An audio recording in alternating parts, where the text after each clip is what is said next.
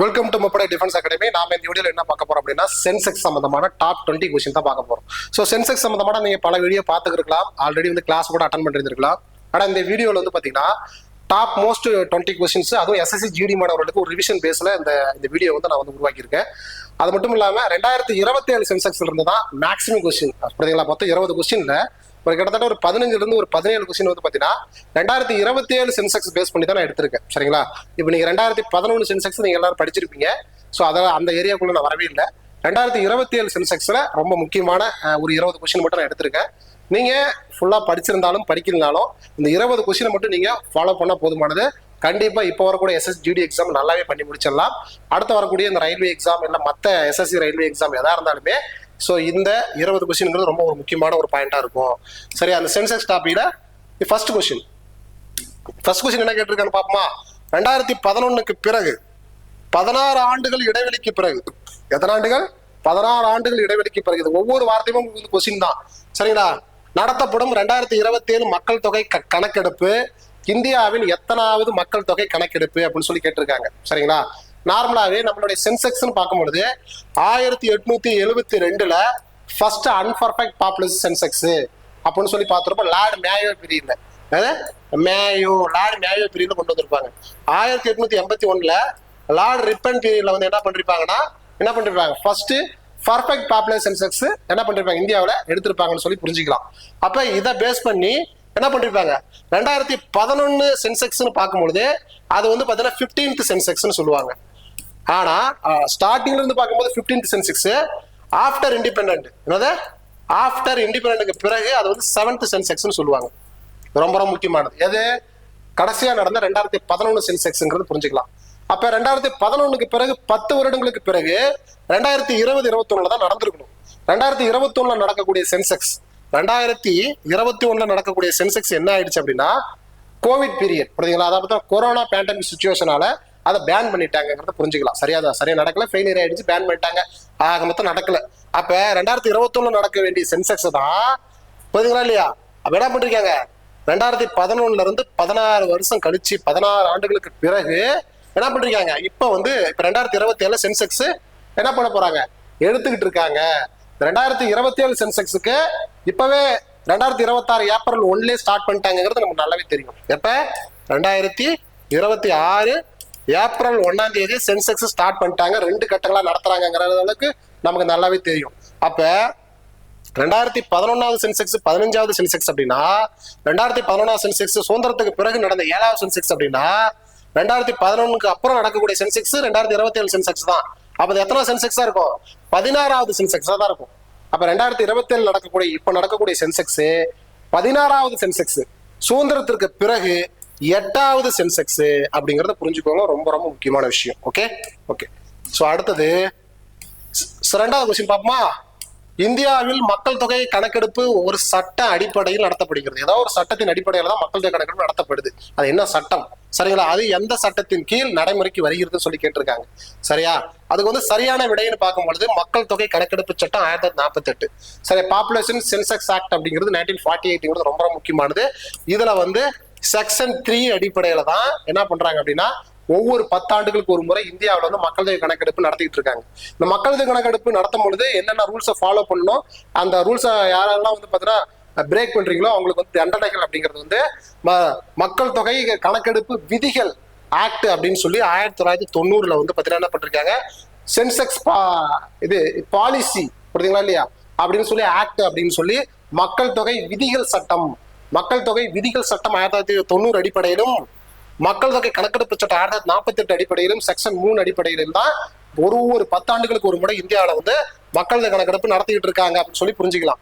அடுத்து வந்து பாருங்க மக்கள் தொகை கணக்கெடுப்பு 2027 படி 2வது கட்டம். சரிங்களா, சோ அப்ப வந்து பாத்தீங்கன்னா 2027 பாப்புலேஷன் சென்செக்ஸ் வந்து phase 1 phase 2. சரியா, phase 1 அண்ட் phase 2 சொல்லி 2 கட்டமா நடைபெறுது. அதுல 2வது கட்டம் தனிநபர் விவரங்களை சேகரிக்கும் கட்டமாக இருக்கும். அதன் பெயரும் காலமும் எது அப்படின்னு சொல்லி கேட்டிருக்காங்க. அப்ப ஃபர்ஸ்ட் ஃபேஸ் செகண்ட் ஃபேஸ் அப்படின்னு பார்க்கும்பொழுது ஃபர்ஸ்ட் ஃபேஸ் அப்படிங்கிறது ஹவுஸ் சென்செக்ஸ் வீட்டு கணக்கெடுப்பு நடத்த போறாங்க. எத்தனை வீடு ஓட்டு வீடு, எத்தனை வீடு கூரை வீடு, எத்தனை வீடு வந்து பாத்தீங்கன்னா ஒரு மாடி வீடு, 2 மாடி வீடு, எத்தனை பேருக்கு வீடு இல்லை, இப்படிங்கிற கணக்குல வீட்டு கணக்கெடுப்பு ஃபர்ஸ்ட் நடத்த போறாங்க. இந்த கணக்கெடுப்பு தான் எப்ப நடத்திக்கிட்டு இருக்காங்கன்னா 2026 ஏப்ரல் 1ஆம் தேதியிலிருந்து 2026 செப்டம்பர் வரைக்கும் நடத்த போறாங்க. செப்டம்பர் வரைக்கும் நடத்தக்கூடிய சென்செக்ஸ் தான் ஃபேஸ் 1 சென்செக்ஸ் சொல்லுவாங்க.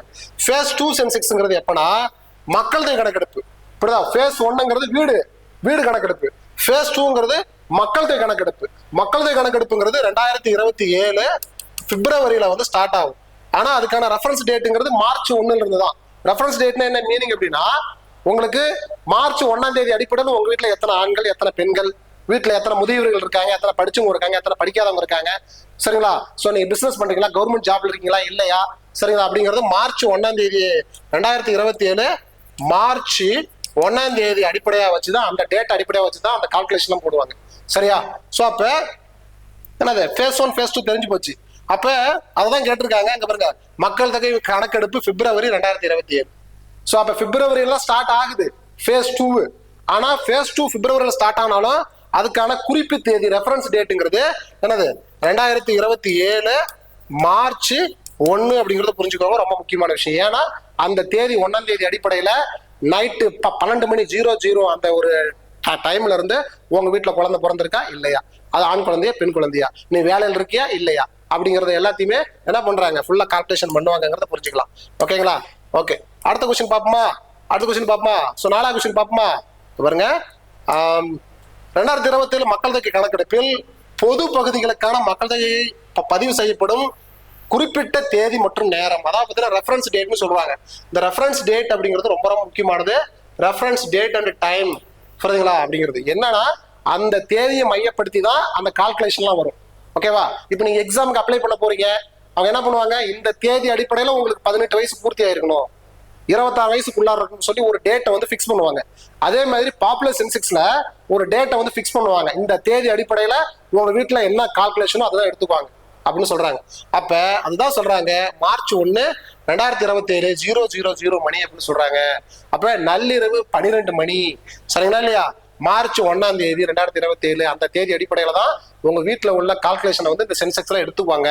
அதுதான் வந்து பாத்தீங்கன்னா இது பொது பகுதிகள் அப்படின்னா என்ன மீனிங் அப்படின்னா ஜெனரல் ஏரியாஸ் அப்படின்னா அதாவது பனி பிரதேசங்களை தவிர மற்ற ஏரியா அப்படின்னு தான் அர்த்தம். ஜெனரல் ஏரியானா என்ன மீனிங்னா எக்ஸப்ட் கோல்டு ஏரியா அப்படிங்கிறத பார்த்தா அந்த ஸ்னோ ஏரியான்னு சொல்றோமா இல்லையா, அது பனி பிரதேசங்களை தவிர அப்படிங்கிறது. அப்ப பனி பிரதேசங்களுக்கு தனியா ஒரு டேட்டு கொடுத்துருப்பாங்கிறத புரிஞ்சுக்கோங்க.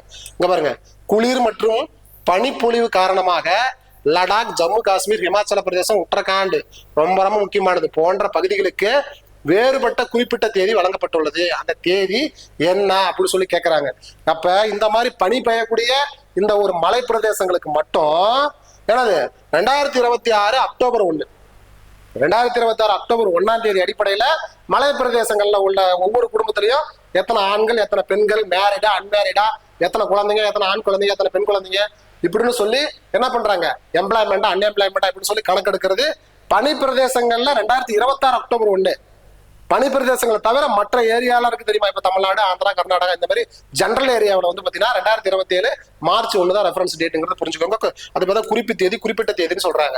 ஓகேவா? அடுத்த கொஸ்டின் வந்து பாருங்க, 6வது கொஸ்டின்.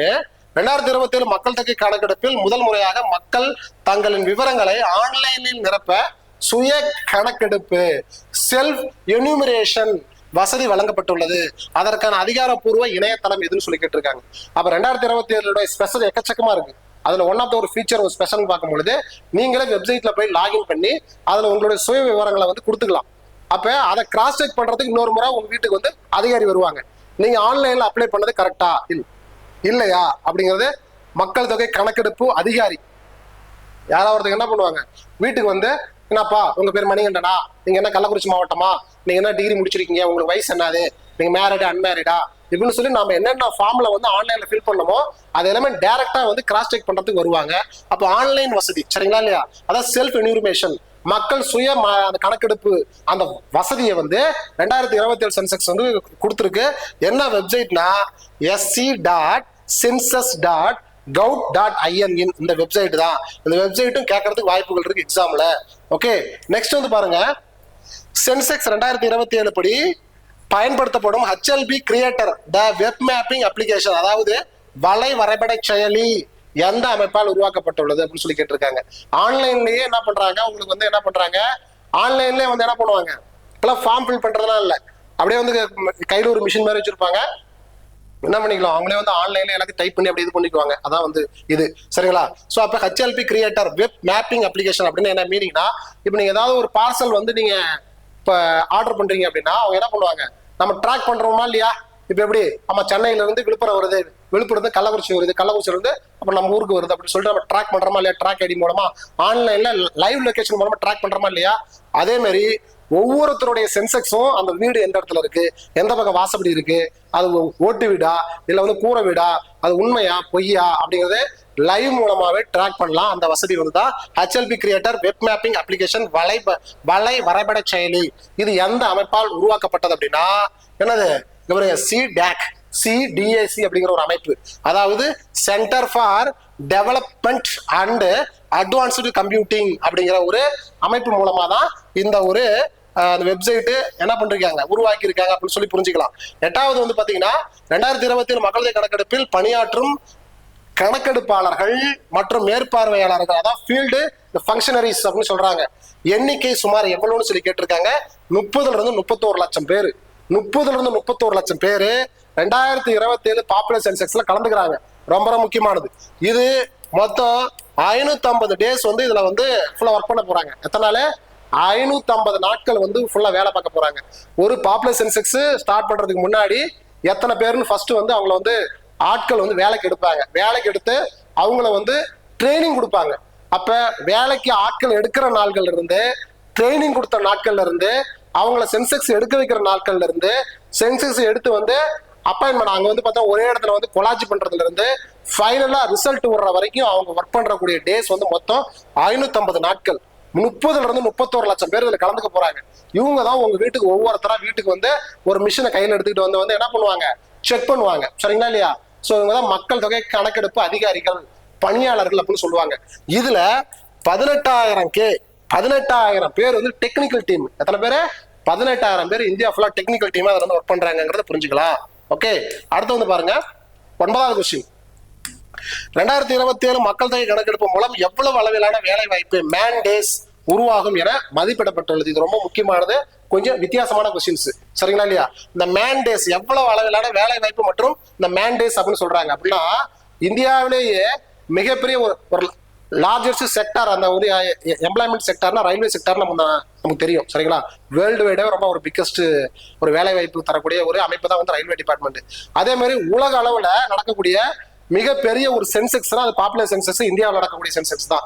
அதுல யார் யாரெல்லாம் ஈடுபட்டு வேலை பார்க்குறீங்களோ ஒரு மிகப்பெரிய ஒரு வேலை வாய்ப்புல நீங்க கலந்துக்கிட்டீங்க அப்படின்னு அர்த்தம்.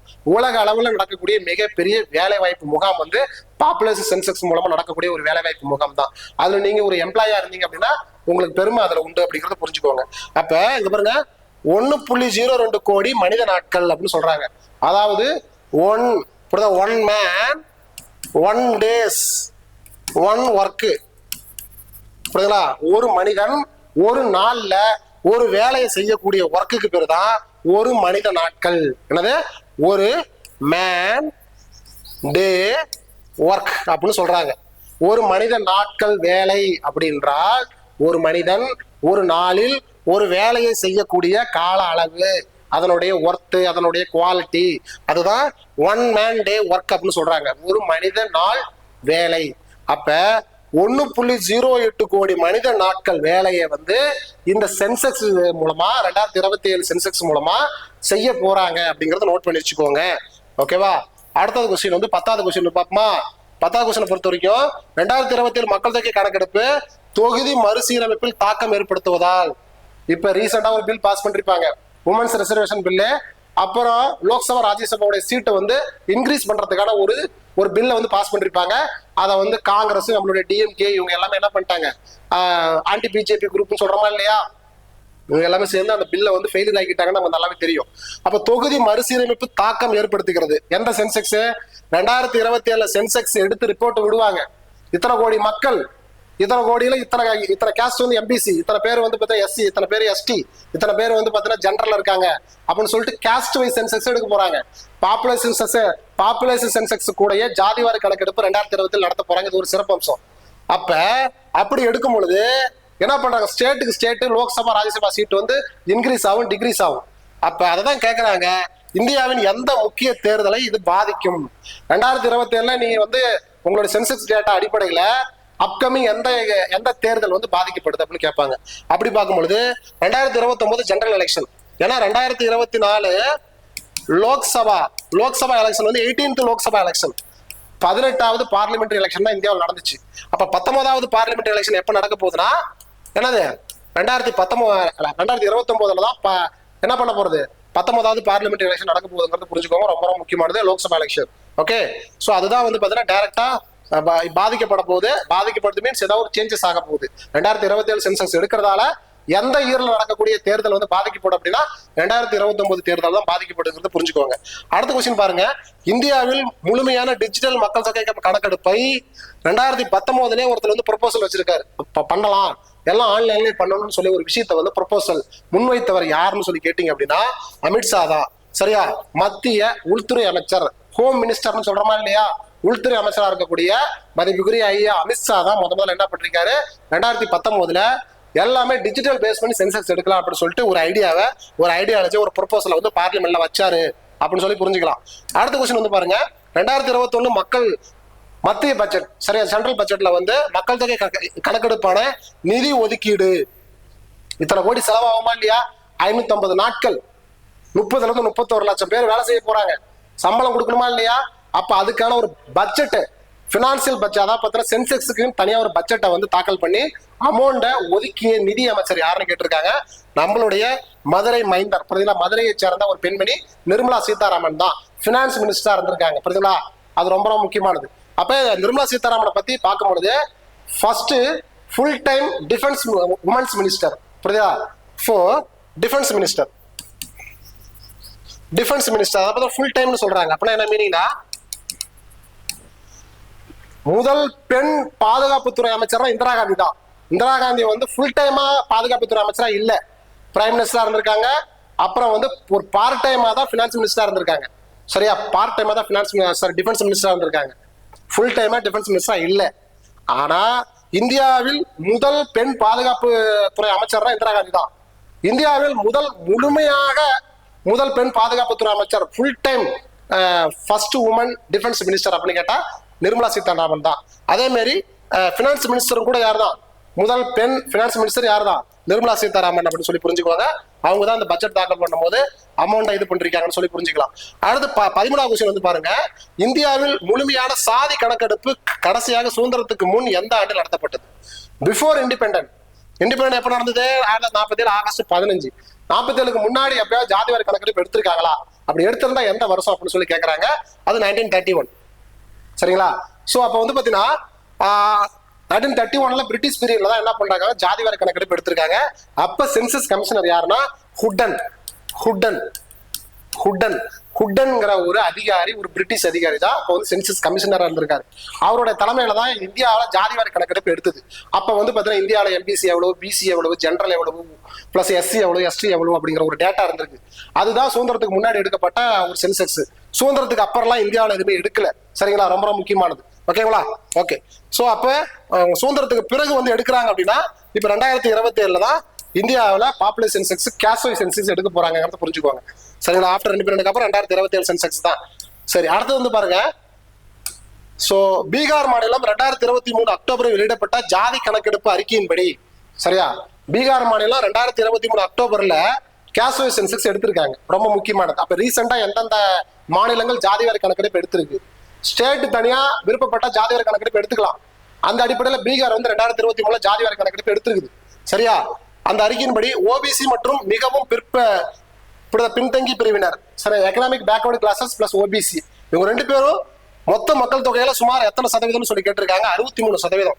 சோ அப்ப ஓபிசி, எக்கனாமிக் பேக்வர்டு காஸ்ட் இவங்க எல்லாமே வந்து 63%. எஸ்சி வந்து பாத்தீங்க அப்படின்னா 19 to 20%. எஸ்டி வந்து பாத்தீங்க அப்படின்னா 1 to 2%. அதே மாதிரி வந்து பாத்தீங்கன்னா ஓசி ஜெனரல்னு பாக்குற போது 15 to 16%. இதுதான் பீகாரோட பாப்புலர் சென்செக்ஸ் பேஸ் பண்ணி கேஸ்ட் வைஸ் சென்செக்ஸோட ரிசல்ட். இதையும் நோட் பண்ணி வச்சுக்கோங்க, ரொம்ப முக்கியமானது. அக்யூரேட்டா டேட் ஃபுல்லா வந்து நான் கொடுத்துருக்கேன். சரிங்களா, ஓகே. அடுத்து வந்து பாருங்க, பீகாருக்கு அப்புறம் வேற யாரும் வந்து கேஸ்ட் வைஸ் சென்செக்ஸ் ரீசெண்டா எடுத்தா? கீழ்கண்ட மாநிலங்கள் எது 2024 அக்டோபரில் சமூக பொருளாதார மற்றும் கல்வி நிலையை மதிப்பிட முழுமையான குடும்ப ஜாதி கணக்கெடுப்பை தொடங்கியது. இதுவும் ஜாதி வாரி கணக்கெடுப்பு தான். 2024 அக்டோபர்ல தெலுங்கானா அரசாங்கம், அப்ப பீகாருக்கு அப்புறம் தெலுங்கானா அரசாங்கம் என்ன பண்ணுது, ஜாதி வாரி கணக்கெடுப்பு எடுத்திருக்கு. 2024 அக்டோபர் எடுத்திருக்குங்கிறத புரிஞ்சுக்கோங்க. சரிங்களா? ஓகே, பீகார் எடுத்து முடிச்சிருக்கு, தெலுங்கானா எடுத்து முடிச்சிருக்கு. ஓகேங்களா? சரி, ஓகே. அடுத்து பாருங்க, கேரளா மாநிலத்தில் ஜாதி மற்றும் சமூக பொருளாதார தகவல்களை சேகரிக்கும் நோக்கில் மாநில அளவிலான ஒரு ஆய்வு நடத்தப்பட்டது. அது எந்த ஆண்டில் நடத்தப்பட்டது அப்படிங்கிறது. இது வந்து SCCCன்னு சொல்லுவாங்க. ஜாதிவாரி கணக்கெடுப்புக்கும் SCCCக்கும் உள்ள வித்தியாசம் என்ன அப்படின்னா, சரிங்களா, அதாவது பார்த்தீங்கன்னா கேஸ்ட் சென்செக்ஸ். ஸோ அப்ப சிசினா கேஸ்ட் சென்செக்ஸ், ஜாதிவாரி கணக்கெடுப்பு. இது வந்து சமூக பொருளாதார ஜாதி கணக்கெடுப்பு, socio economic caste Sensex.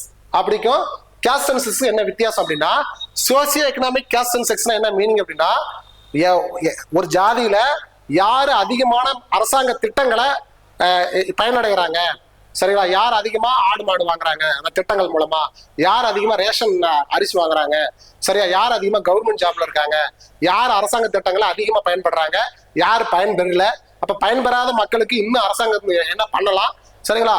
So அப்படிங்கிற விஷயங்கள் அவங்களுடைய மக்களுடைய பயனாளிகள், அந்த பயனாளிகள் திட்டங்கள் அடிப்படையில அவங்கள கால்குலேஷன் பண்றது கேஸ்ட் வைஸ். சரி, இந்த ஜாதி மக்கள் அதிகமா ரேஷன் வாங்குறாங்க, இந்த ஜாதி மக்கள் ஓரளவுக்கு நல்லா மேம்பட்டுட்டாங்க, ரேஷன் பொருட்கள் அதிகமா வாங்குறது இல்ல, இந்த ஜாதி மக்கள் வந்து வீடு கட்டும் திட்டத்துல அதிகமா பயனடைஞ்சிருக்காங்க, இந்த ஜாதி மக்கள் அதிகமா பயன்படுறது இல்ல, இப்படின்னு சொல்லிட்டு ஜாதி அடிப்படையில மக்களுடைய ஸ்கீம், அந்த கவர்மெண்டோட ஸ்கீம் வந்து யார் யாருக்கு எவ்வளவு போயிருக்குன்னு சொல்லி கண்டுபிடிக்கக்கூடிய அந்த சென்செக்ஸுக்கு பேர் தான் SCCC, சமூக பொருளாதார ஜாதி கணக்கெடுப்புன்னு சொல்றாங்க. இது வந்து லாஸ்டா வந்து இந்தியாவில் 2011 நடந்துச்சு. சரியா? ஆமா. அதே மாதிரி கேஸ்ட் சென்செக்ஸ்ங்கிறது வந்து பாத்தீங்கன்னா இந்தந்த ஜாதி இவ்வளவு பர்சன்டேஜ் இருக்காங்க அப்படின்னு சொல்லி கண்டுபிடிக்க போறாங்க. 2027 தெரிஞ்சிடும், முக்கியமா தமிழ்நாட்டுல தெரிஞ்சிடும் எந்தெந்த கேஸ்ட் எவ்வளவு இருக்காங்க. அப்ப ஏற்கனவே இருக்கக்கூடிய ரிசர்வேஷனே கரெக்டா இருக்கா, இல்ல இன்னும் கொஞ்சம் குறைக்கணுமா, இன்னும் கொஞ்சம் ஏத்தணுமா அப்படிங்கிறது கான்ட்ரவர்சி கண்டிப்பா வரும். 2027, 28, 29 கண்டிப்பா வரும். இதனுடைய இந்த 2027 சென்சஸோட தாக்கம் அடுத்து வரக்கூடிய ஸ்டேட் எலெக்ஷன், சென்ட்ரல் எலெக்ஷன்ல இதை பேஸ் பண்ணி யார் யாரெல்லாம் வந்து மேனுஃபேக்சர், சரிங்களா, யார் யாரெல்லாம் வந்து தேர்தல் அறிக்கை விடுறாங்களோ அதை பேஸ் பண்ணி தான் ஓட்டு மாறுபடுங்கிறத புரிஞ்சுக்கோங்க. ஸோ அப்ப 1968 தான் EMS நம்பூதிரிப்பட்டு, EMS நம்பூதிரிப்பட்டு அப்படிங்கிற ஒரு கம்யூனிஸ்ட் கட்சிக்காரர் ஒரு CM இருந்திருக்காரு கேரளாவில். அவருடைய பீரியட்ல தான் வந்து பாத்தீங்கன்னா SCCC வந்து எடுத்திருக்காங்கிறத புரிஞ்சுக்கோங்க. ஜாதி கணக்கெடுப்பு தான் அதுவும். சரிங்களா? ஓகே. அடுத்து பாருங்க, 14வது கொஸ்டின். கர்நாடகாவில் 2015ஆம் ஆண்டு நடத்தப்பட்ட சமூக பொருளாதார மற்றும் கல்வி ஆய்வு ஜாதி கணக்கெடுப்பு எனவும் அழைக்கப்படுகிறது. இறுதி அறிக்கை எப்போது சமர்ப்பிக்கப்பட்டது அப்படின்னு சொல்லி கேட்டிருக்காங்க. அது வந்து 2024. 2015 கர்நாடகாவில் எடுத்திருக்காங்க. சரியா?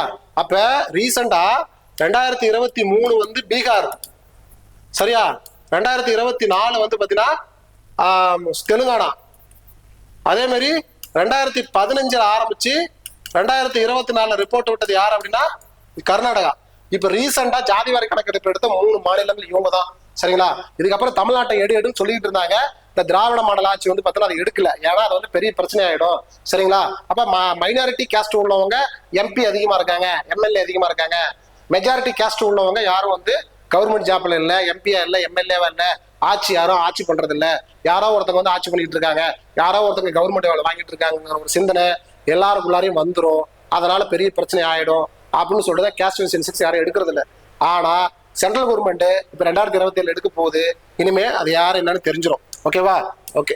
அடுத்து வந்து பாருங்க, 14வது கொஸ்டின். எந்த ஆண்டு மக்கள் தொகை கணக்கெடுப்பு அசாம் மாநிலத்தில் நடைபெறவில்லை? அப்ப நடுவுல வந்து பாத்தீங்கன்னா சென்செக்ஸ் 10 வருஷத்துக்கு ஒரு நடந்துகிட்டு இருந்திருக்கு. ஆனா இந்தியா ஃபுல்லா சென்செக்ஸ் நடந்தாலும் ஒரே ஒரு ஸ்டேட்ல மட்டும் சென்செக்ஸ் எடுக்காம விட்டுட்டாங்க. அது எந்த வருஷம்னு சொல்லி கேட்கறாங்க. 1981. ஏன் அப்படின்னா பக்கத்துல உள்ள பங்களாதேஷ் அண்ட் மியான்மர் இந்த மாதிரி நாடுகள்ல இருந்து மக்கள் வந்து அங்க வந்து இன்டர்னல் ரிபீலியன், கலவரம், வறட்சி ஏற்பட்டதால மக்கள் அப்படியே மைக்ரேட் ஆகி இந்தியாவுக்குள்ளார வந்து அசாம் மாநிலத்துல டென்ட் போட்டு தங்க ஆரம்பிச்சிட்டாங்க.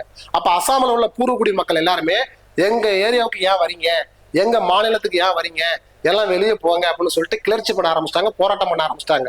அதனால அங்க ஒரு இன்டர்னல் கிளர்ச்சி, உள்நாட்டு கிளர்ச்சி ஏற்பட்டதால, இன்டர்னல் ரிபீலியன் ஏற்பட்டதால அங்க என்ன பண்ணிட்டாங்க, மிலிட்டரி ரூல் மாதிரி கொண்டு வந்துட்டாங்க. சென்செக்ஸ் எடுக்கப்படல 1981. அதுதான் அசாம் அப்படிங்கறத புரிஞ்சுக்கோங்க. ஓகேவா? அடுத்து வந்து பாருங்க, இது 19வது கொஸ்டின். 2020ஆம் ஆண்டில் இந்தியர்களின் சராசரி வயது என்னன்னு சொல்லி கேட்டிருக்காங்க. இந்தியர்களின் சராசரி வயது 29 ஆண்டுகள்.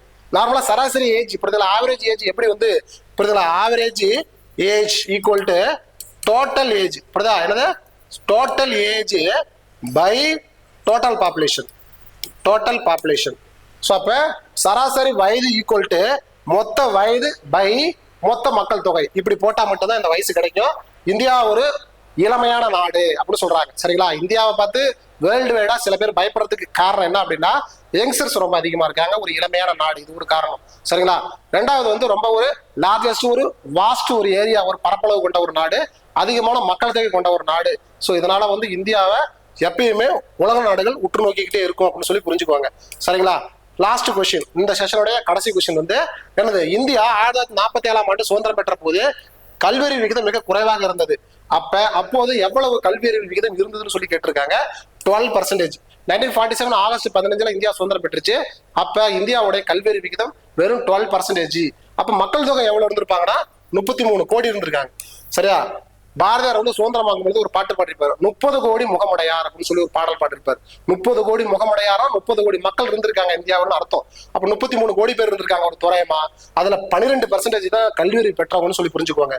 அதே மாதிரி 1951 அடுத்த சென்செக்ஸ் எடுத்தாங்க. ஆஃப்டர் இண்டிபெண்டன்ட்க்கு அப்புறம் எடுத்த முதல் சென்செக்ஸ் பாத்தீங்கன்னா 51 சென்செக்ஸ்ல இந்தியாவுடைய கல்வியறிவு விகிதம் வந்து பாத்தீங்கன்னா 18.33% புரிஞ்சுக்கோங்க. நண்பர்களே, இந்த வீடியோ வந்து பாத்தீங்க அப்படின்னா சென்செக்ஸ்ல 2027 சென்செக்ஸ் பிளஸ் கேஷ்வைஸ் சென்செக்ஸ். இது நீங்க கண்டிப்பா நீங்க சரியா பார்த்திருக்க மாட்டீங்கன்னு எனக்கு தெரியும். இந்த ஏரியாவை ஜாதிவாரி கணக்கெடுப்பு பிளஸ் வந்து 2027 சென்செக்ஸ் அடிப்படையில் டேட்டா உங்களுக்கு கரண்ட் அஃபேர்ஸ் ஓரியன்டா கொடுக்கணுங்கிறதுக்காக தான் நம்ம இந்த வீடியோ வந்து மேக் பண்ணிருக்கோம். இந்த வீடியோ எப்படி இருக்குன்னு சொல்லிட்டு மறக்காம கமெண்ட் பண்ணுங்க. வேற என்ன தலைப்புல உங்களுக்கு வீடியோ வேணுங்கிறதையும் அதையும் கமெண்ட் பண்ணுங்க. அடுத்த வீடியோ போறதுக்கு நான் தயாரா இருக்கேன். வீடியோவில் ஏதாவது குறைகள் இருந்தா தாராளமா வந்து கமெண்ட் பண்ணுங்க. அதை நான் உங்களுடைய வேவ் லென்த்துக்கு ஏற்ற மாதிரி நான் இன்னும் கொஞ்சம் சேஞ்ச் பண்ணிக்கிறதுக்கு நான் தயாரா இருக்கிறேன். நன்றி.